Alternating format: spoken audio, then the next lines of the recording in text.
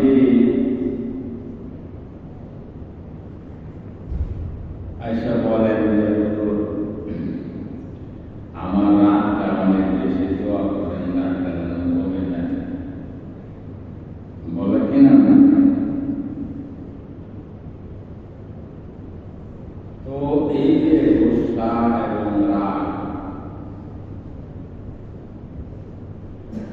এই ব্যাপারে কোরআনে কারিমে কি বলছেন,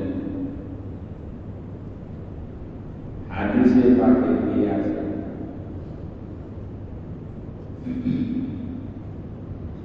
একদিক দিয়ে বলা হচ্ছে রাগ যে গুসা করে, রাগ যে হজম করে, হাদিস শরীফে আছে যে রাগকে হজম করে বাস্তবায়িত করার সামর্থ্য থাকা সত্ত্বেও আল্লাহ রাব্বুল আলামিন হাসরের ময়দানে তাকে বলবেন, তুমি রাগ প্রয়োগ করার সামর্থ্য থাকা সত্ত্বেও রাগ প্রয়োগ করো নাই, এই জন্য তোমাকে আমি মাফ করে দিলাম। এবং জান্নাতের হুরদের মধ্যে যে হুরটা তোমার পছন্দ লাগে তা তুমি নিয়ে যাও। সুবহানাল্লাহ, আগে তো হতে পড়ার দরকার নাই, মাফ করে দেওয়ার ব্যাপারে আমরা মনে করছি, কিন্তু জান্নাতের হুরের যে দরকার আছে আমরা মনে করি না। জান্নাতের হুরের সেই প্রতিশ্রুতি দিছে কে? এটা ছোট হলে দিছে না বড় হলে দিছে? হুরের দরকার আছে না? না, আর কাকার দরকার নাই, সবার দরকার আছে।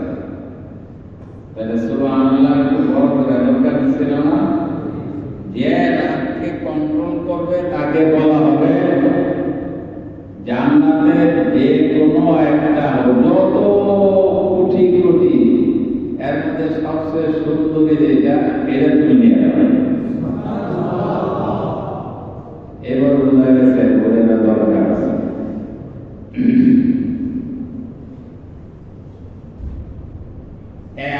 দিক থেকে রাসূল কারীম সাল্লাল্লাহু আলাইহি ওয়াসাল্লাম বলেন, আনা আবু, আমিও রাগ করি।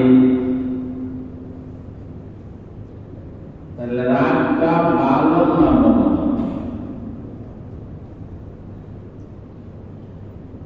গুসা এবং রাগ মানুষের মধ্যে কে সৃষ্টি করছেন? মানুষের মধ্যে বিনয়ী কে দিচ্ছেন? মাফ করার গুণ কে দিচ্ছেন? ক্ষমা করার গুণ কে দিচ্ছেন? আবার রাগ করার গুণ কে দিচ্ছে? রাগ করার গুণ কে দিচ্ছে? বোঝা যায় এই যে রাগটা আল্লাহ দিয়েছেন মানুষের ভিতরে, এই রাগটা যদি কন্ট্রোল থাকে তাহলে তার জন্য ভালো, আর যদি কন্ট্রোল না থাকে তার জন্য খারাপ। নফস রাগের কোনো দোষ নাই, নফসের গোসার কোনো দোষ নাই। এটা যদি অতিরিক্ত হয়ে যায় দোষ, কন্ট্রোলে থাকলে এটা হলো গুণ। রাগ যদি মানুষের না থাকে তাহলে তো মারাত্মক দোষ এটা। তার সামনে অন্যায় কাজ হতে থাকবে আর সে রাগ হবে না, তার গুসা হবে না, বাধা দিবে না, এটা হতে পারে? তাহলে তার সামনে আল্লাহর হুকুম বলুন দিতে হবে। আল্লাহর হুকুম মাইল যাবে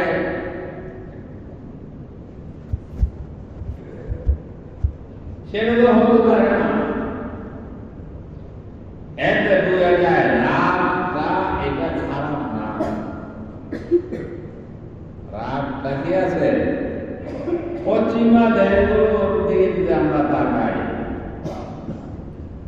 তাদের অবস্থাটা এমন হয়েছে, ওরা কোন ফাহেশা কাজ দেখলে ওরা রাগ হয় না।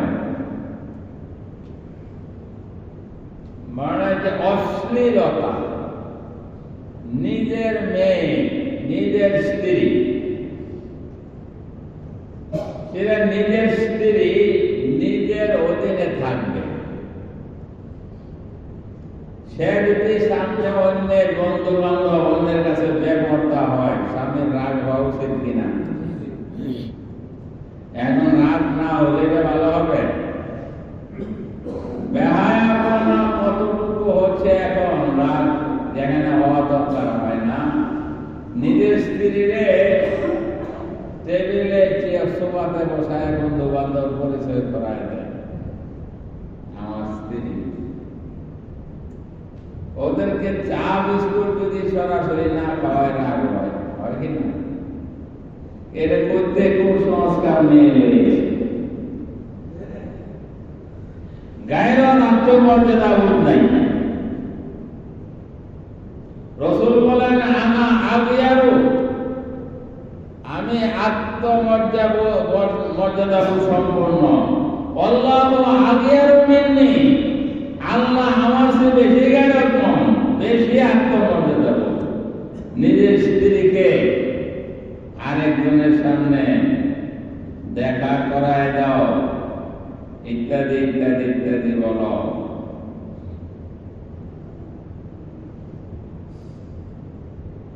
আমার বোনকে বিয়ে দিছি একজন আলেমের কাছে, তো সে তো আলেম হচ্ছে, সব ভাই তো আর আলেম হয় না। একটা ভাই ছিল, 17 ভাই, সে তো আমার বিয়াই না। তো আমাদের বাড়িতে যায় না। আমি বিয়াই, সবাই তো আসে বেড়াইতে, আপনাদের বেড়াইতে আসেন না। ও কই যাবো, আপনাদের বাড়িতে গেলে বাবি না সালাম দেয়, না এক গ্লাস পানি দেয়, না খাওয়ায়, সামনে আয় না। এই জন্য সে বিয়ের বাড়িতে আয় না। এই জন্য যদি না আসেন তাহলে আলহামদুলিল্লাহ, আমার কোনো আপত্তি নেই। আমরা এতগুলো মানুষ থাকতে আপনার সব মেহমানদারি করি, আপনি খালি ওই গেমে তাকানো, ওই বাবির সঙ্গে দেয় করার এত চিন্তা কেন? রাসূল কারীম সাল্লাল্লাহু আলাইহি সাল্লামের দরবারে একজন বলল, ইয়া রাসূলুল্লাহ, আচ্ছা পর্দা তো সব জায়গায় করণ যায়, কিন্তু এক বাড়িতে থাকলে দেবর বাসুর তাদের সামনে যাইতে পারবে না পারবে না? রাসূল সাল্লাল্লাহু আলাইহি সাল্লাম বললেন, আল হামু ওয়াল মউতু, দেবর বাসুর তো মৃত্যু সমতুল্য। অর্থাৎ এর কাছে কোনোদিন যেতে পারবে না, দেখা দিতে পারবে না, তারে খাওয়াইতে পারবে না, হাসি মজাক করতে পারবে না। ফিতনা ফাসাদ কত যে আমাদের কাছে আসে দেবর বাসুরে, না বলতে পারে না, বরদাস্ত করতে পারে। অনেকে বলবেন যে না, আমাদের ফ্যামিলিতে তো এরকম হয় না, ঘটনাকে সব জায়গায় ঘটবো না, 2-4 জায়গায় ঘটলেই যথেষ্ট। আর উনি রাইখা দিতে সব সময়ের জন্য, সবসময় খালি বাংলাদেশের খালি আক্রমণ করে না। এরপর আর্মির দরকার আছে কিনা, পাহারাদারি দরকার আছে, দরকার আছে। বাইরে আমার পর্দা অবশ্যই মেনটেন করেন, ছেলে মেয়েদেরকে সব জায়গায়, তাহলে নিরাপদ থাকবেন। যে কথাটা আমি বলতেছিলাম, রাগ, গুসা এটা মানুষের একটা বৈশিষ্ট্য। রাগের জায়গায় রাগ হওয়া উচিত, আবার রাগটাও কন্ট্রোল করা উচিত। দুশ্মনের সঙ্গে রাগ, ছেলে মেয়ের সঙ্গে রাগ, স্ত্রীর সঙ্গে রাগ, ছাত্রদের সঙ্গে রাগ, এই সমস্ত রাগের কিন্তু একটা মাত্রা আছে। মাত্রা পরিমাণ তার ফল ভালো, মাত্রা অতিরিক্ত হইলে ফল খারাপ। যে আয়াতটা আমি আপনাদের সামনে তেলাওয়াত করেছি সেটা কি বেহেশতবাসীদের অনেকগুলো গুণ আছে, তোর মধ্যে একটা গুণ হইল ওয়াল কাযিমিনাল গায়যা ওয়াল আফিনা আনিন নাস আল্লাহু ইউহিব্বুল মুহসিনিন। কাযিমিনাল গায়যা অর্থাৎ গুসাকে যে হজম করে, অন্যকে ক্ষমা করে দেয়, সে হলো জান্নাতি। সে হলো কি? কোরআনে সুন্দর করে বলছে, সারিউ ইলা মাগফিরাতিন মির রাব্বিকুম ওয়া জান্নাতিন আরদুহা আস-সামাওয়াতু ওয়াল আরদ। তোমরা প্রতিযোগিতা করো আল্লাহর ক্ষমার দিকে, মাগফিরাতের দিকে। মাগফিরাতের দিকে কি করো? প্রতিযোগিতা করো। এবং জান্নাতের দিকে। কোন জান্নাত? যে জান্নাতটা মুত্তাকিনদের জন্য আল্লাহ বানাইছেন, যার প্রশস্ততা আসমান জমিনের চেয়ে বড়। এই মুত্তাকির গুণ কি? কয়েকটা গুণ বলা হয়েছে। একটা গুণ এখানে বলা হয়েছে, ওয়াল কাযিমিনাল গায়য, যে গুসাকে হজম করে, গুসাকে সংবরণ করে। বোঝা যায় গুসা আল্লাহ দেওয়া একটা স্বভাবজাত গুণ। এ গুসা খারাপ না, এ গুসাকে হজম করা এটা হলো দরকার। গুসাকে হজম করা হলো দরকার। গুসাকে যদি কেউ হজম করে তাহলে আল্লাহ রাব্বুল আলামিন বলেন সে হলো মুত্তাকি, সে জান্নাতে যাবে। গুসা হজমকারীর পুরস্কার কি? জান্নাতুল ফিরদাউস। কি গুসা আমাদের মধ্যে আছে না নাই? আছে। কার মধ্যে নাই গুসা? গুসা নাই কেউ বলে সে মানুষই না। মানুষকে কয়টা উপাদান দিয়ে সৃষ্টি করা হয়েছে? চারটা। কয়টা উপাদান দিয়ে? চারটা। আগুন, পানি, বাতাস, মাটি। আছে না? মাটিও আছে এর মধ্যে, আগুনও আছে, বাতাসও আছে, পানিও আছে। এই উপাদানগুলো যদি ব্যালেন্স মতো থাকে মানুষ সুস্থ। আর যদি কোনো একটা উপাদান ব্যস্ত হয়ে যায় তাহলে সুস্থ না অসুস্থ? মাটি বেশি হয়ে গেলে তার জন্য বিপদ। কত কষ্ট করে ওষুধ খায়, ব্যায়াম করে, সময় পারে না। আগুন যদি বেশি হয়ে যায় জ্বর হয়ে যায়। পানি বেশি হলে শরীরে পানি আসে, বাতাস বেশি হইলে গ্যাস হয়। প্রত্যেকটা আন্দাজ মতো যদি থাকে তাহলে শরীর সুস্থ। আর যদি অতিরিক্ত হয়ে যায় শরীর বেশি হয়ে গেছে। এখন যদি কেউ বলে না শরীরে পানিরই দরকার নাই, ঠিক হবে? পানি না রাখলে বাঁচবো মানুষ? ঠিক আল্লাহ তাআলা মানুষের মধ্যে গজব, রাগও একটা গুণ দিছে। এটাও না থাকলে মানুষ থাকবে না, কিন্তু এটাকে কন্ট্রোল করতে হবে, কন্ট্রোল করতে হবে। রাসূল কারীম সাল্লাল্লাহু আলাইহি সাল্লাম যখন শরীয়তের খেলাফ কোন কাজ দেখতেন, তার চেহারা লাল বরণ হয়ে যেত, অনেক রাগ করতেন। আবার রাগের জায়গায় রাগ, বিনয়ের জায়গায় বিনয়, দয়ার জায়গায় দয়া। মক্কাবাসীরা রাসূল সাল্লাল্লাহু আলাইহি সাল্লাম এবং সাহাবীদের উপর জুলুম নির্যাতন করছে কিনা? কম করছে না বেশি করছে? এলাকায় থাকতে দিছে, সবাই হিজরত করে কোথায় গেল? মদিনায়। মদিনায় কি নিরাপদে থাকতে দিছে? কয়দিন পর গেলে যুদ্ধ লাগাইছে না?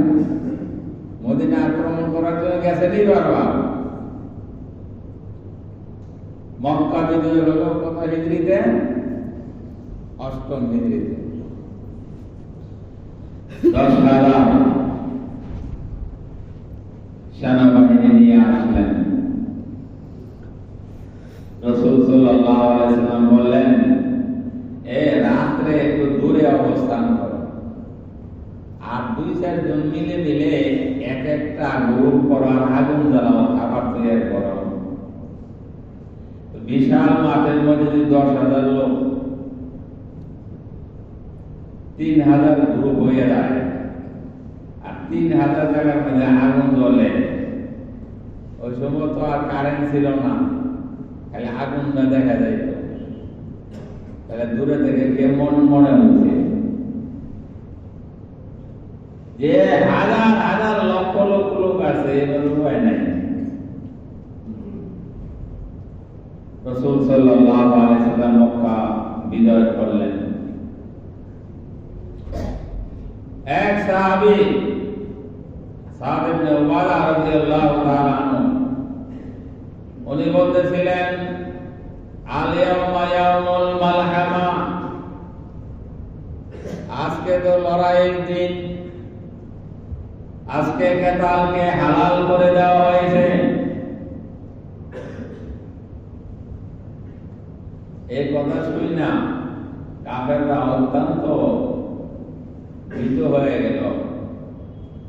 আবু সুফিয়ান রাসূল কারীম সাল্লাল্লাহু আলাইহি সাল্লামের কাছে এসে বললেন, হে মুহাম্মদ, আজকে তো আমরা অসহায়, তোমরা বিজয়ের দল। তোমার এক লোক বলতেছে আজকে বলে লড়াইয়ের দিন, আজকে বলে সব হালাল আমাদের বিরুদ্ধে।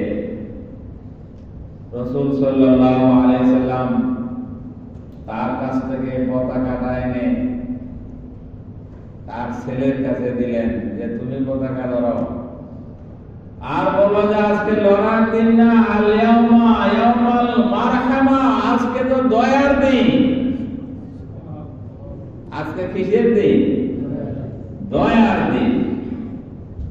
আজকে দয়া করো। মক্কার কাফেরেরা ঘরের ভিতরে বসা, মহিলা চিন্তা করতেছে কোন সময় না জানি আসে আর আমাদের ইজ্জত নষ্ট করে দেয়। কারণ পৃথিবীর ইতিহাস যে যারা বিজয়কারী হয়, যারা পরাজয় বরণ করে, তাদের উপর অত্যাচার করে, এইটাই পৃথিবীর নিয়ম। সুতরাং আমাদের উপর কত অত্যাচার না জানি হয়, ইজ্জত নষ্ট হয়ে যাবে। মহিলারা পুরুষদেরকে বাহিরে পাঠাইল,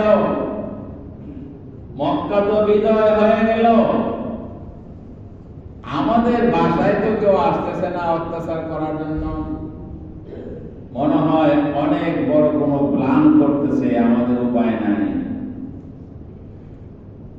সে পুরুষরা বাহিরে এসে দেখে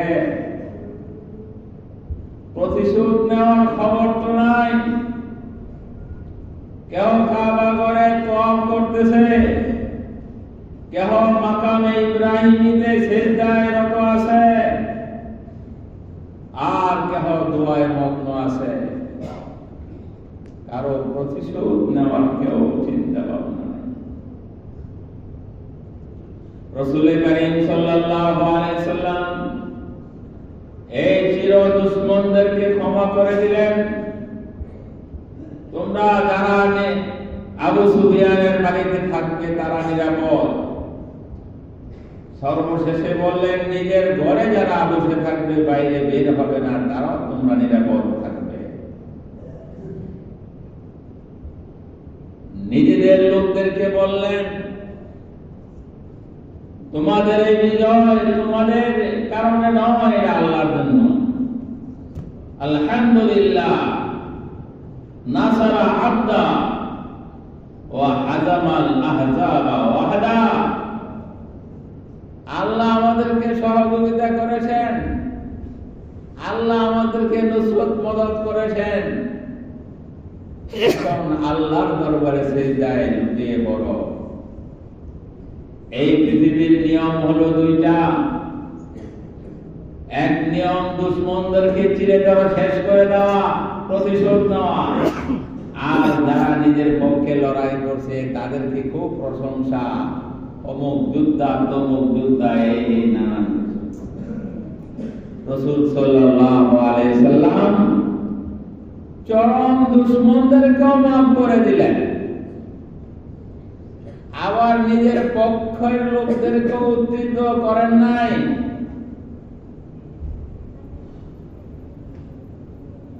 এদের থেকে আমাদের শিক্ষা, দয়া করা মানুষের। হযরত ওসমান ইবনে মাযউন রাদিয়াল্লাহু তাআলা আনহু যখন উমরা করতে আসছিলেন রাসূল, তখন বললেন, হে ওসমান ইবনে মাযউন, তোমার কাছে কাবা ঘরের চাবি। আমার মনে চায় কাবা ঘরের ভিতরে ঢুকে 2-4 রাকাত নামাজ পড়ি, একটু খুলে দাও না কাবার দরজাটা। ওসমান ইবনে মাযউন বললেন, না, আমি দিব না চাবি। রাসূল বললেন, এমন একদিন যদি হয় যেদিন আমার কাছে চাবি থাকে, আমার হাতে যদি চাবি চলে আসে আর তোমারে ঢুকতে না দেই, কেমন হবে? সে বলে, এমনও কি কোনোদিন হতে পারে যে তোমাদের হাতে আবার চাবি চলে যাবে? মক্কা বিজয়ের পরে তাকে ডেকে আনলেন, চাবি হস্তান্তর করো। উপায় তো নাই, চাবি হস্তান্তর করলো। রাসূল বললেন, হে ওসমান, তোমার কি ওই দিনের কথা স্মরণ আছে যেদিন তোমার কাছে চাবি চাইছিলাম আর তুমি চাবি দাও নাই? হুজুর, সব কিছুই মনে আছে। বললেন যে, নাও, তোমার কাছে আমি কাবা ঘরের চাবি হস্তান্তর করলাম। আবার কিয়ামত পর্যন্ত তোমার বংশের হাতেই চাবি থাকবে। ওসমান ইবনে মাযউন তার চোখ দিয়ে পানি পড়তেছিল। ইসলাম ধর্ম কি শিক্ষা দেয়?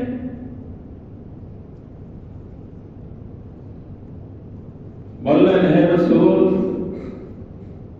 আমাকে মাফ করে দেন, আর আপনার ইসলাম ধর্মে আমাকেও দীক্ষিত করে দেন।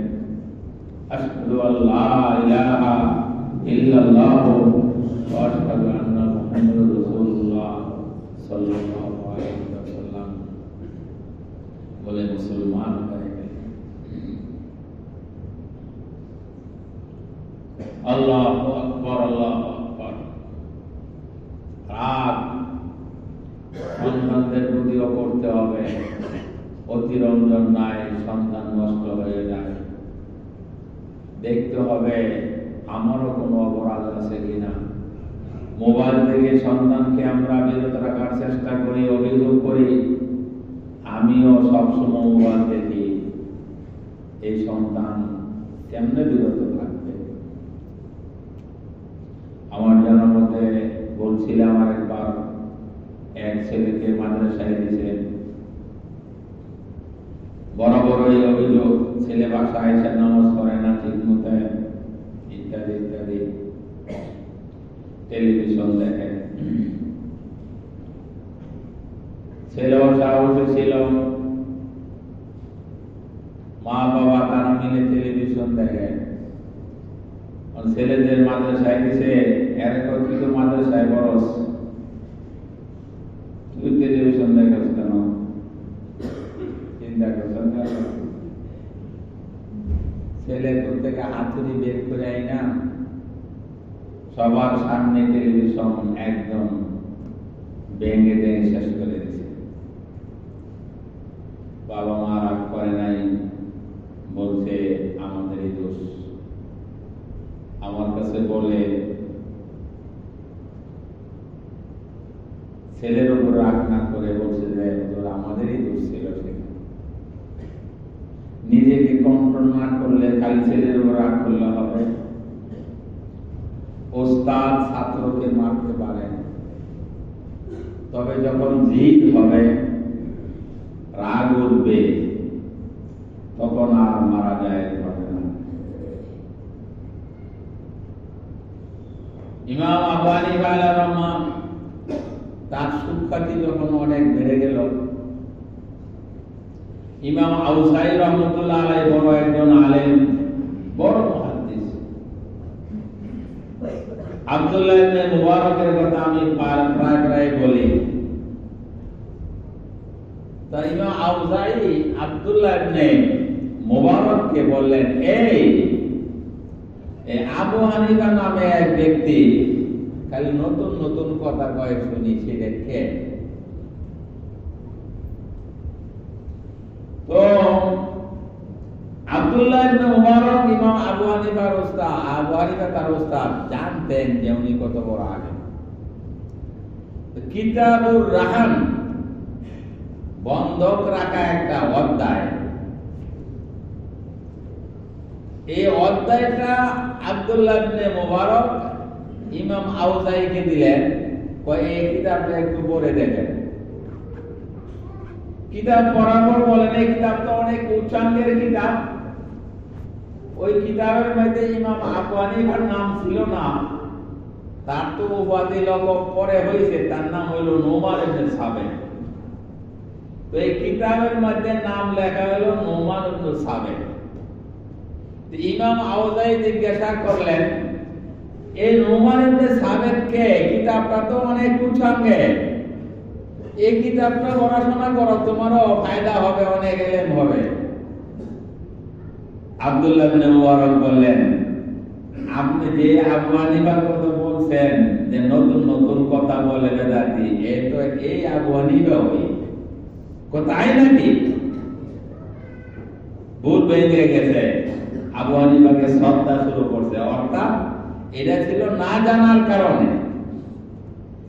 আর কেউ হলো হিংসুক, যায় না, হিংসুক কি যায় না। আরেক হিংসুক আবু হানিফাকে দেখতে পারে না, তো বলতেছে,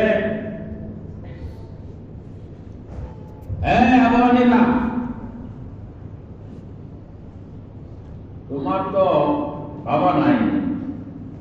তো বিধবা, আমার কাছে বিয়ে দাও।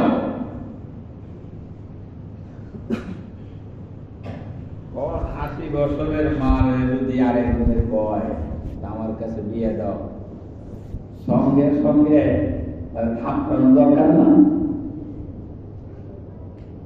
ইমাম আবু হানিফা রাহমাহুল্লাহ বললেন, আমার মা আকেল এবং বালেগ সবকিছুই বুদ্ধিমান, এক বুদ্ধিমতী, বিয়ে শাদীর ব্যাপার হইলে তো ওনার সম্মতি রাখবো,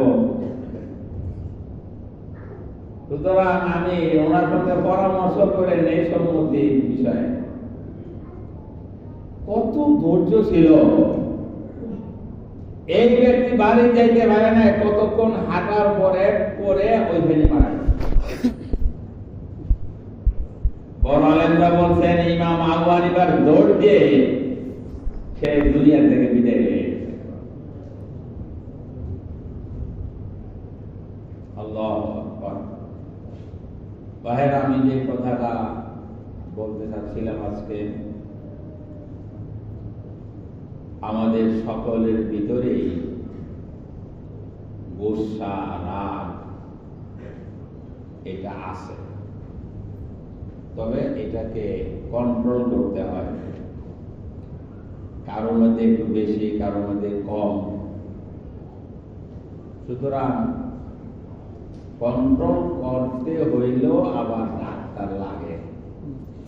ডাক্তার ছাড়া যেরকম শরীরের রোগ নিরাময় কেউ করতে পারে না, ঠিক নফসের মধ্যে মানুষের বাতিনি যেই বিষয়গুলো আছে সেগুলো কন্ট্রোল করতে পারবে না। একজন না একজন ডাক্তার তার দরকার হয়। কেউ যদি বলে না আমি নিজে নিজে পারি, অসুবিধা নাই, কিন্তু নিজে নিজের দুনিয়াদারির এই অল্প জীবনের যে শরীরের ডাক্তারি করতে গেলে যা অবস্থা হয়, তাই বুঝেন বাতিনি রোগ আরো মারাত্মক, সেগুলো ডাক্তারি করতে গেলে কি হবে? রাসূল সাল্লাল্লাহু আলাইহি সাল্লামের কাছে একজন আসলেন। ওই ব্যক্তি এমন কথা বলেছে, ইয়া রাসূলুল্লাহ, আমার জিনার অনুমতি দেন। চিন্তা করেন কত মারাত্মক! রাসূল এর মাথা তো ঠিক নাই, আমার কাছে আইসে এরকম কথা বলতে পারে? বলেন যে বসো। আচ্ছা, আমার কয়েকটা প্রশ্নের উত্তর দাও তুমি আগে। যে কেহ যদি তোমার মার সঙ্গে জিনা করতে চায়, তাহলে তুমি কি রাজি হইবা? না না না। তোমার স্ত্রীর সঙ্গে যদি জিনা করতে চায়, তাহলে রাজি হইবা? না না, কখনো না। তোমার বোনের সঙ্গে যদি কেউ জিনা করতে চায়, না, প্রশ্নই আসে না। তোমার মেয়ের সঙ্গে যদি কেউ জিনা করতে চায়, না, প্রশ্নই আসে না। তাহলে তুমি যে আমার কাছে অনুমতি চাচ্ছ, যার সঙ্গে তুমি জিনা করবা সে তো কারো না কারো মা হবে, কারো না কারো বোন হবে, স্ত্রী হবে, অথবা তার মেয়ে হবে। মাথাটা একটু ঝুঁকাইলেন, বললেন যে না, আমি জিনা করব না। রাসূল সাল্লাল্লাহু আলাইহি সাল্লাম তার বুকে হাত দিলেন, হাত দিয়ে বললেন, ইয়া আল্লাহ, তার অন্তরে যে অপরাধ জাগছে এটাকে দূর করে দেন। সঙ্গে সঙ্গে সেই সাহাবী বলেন, আমার অন্তরে এমন একটা শীতলতা অনুভব করেছি, এরপরে ঘৃণার প্রতি আমার এত ঘৃণা সৃষ্টি হয়েছে, পৃথিবীর আর কোন জিনিসের প্রতি এত ঘৃণা সৃষ্টি হয়। একজন আল্লাহ ওয়ালার কাছে নিজেকে সঁপে না দিলে নিজের বাতিনি আমরাজ বিতর্গত, শুধু একটা কথা বললাম, কিবির, হাসাদ, এই নানান কিছু দূর হবে না যতক্ষণ পর্যন্ত আমি এর এলাজ চিকিৎসা না করে। আল্লাহ রাব্বুল আলামিন আমাদের সবাইকে বাতিনি আভ্যন্তরীণ যত রোগ আছে গুসা সহ সবগুলোকে দূর করার তৌফিক দান করুন, গুসাকে কন্ট্রোল করার তৌফিক দান করুন।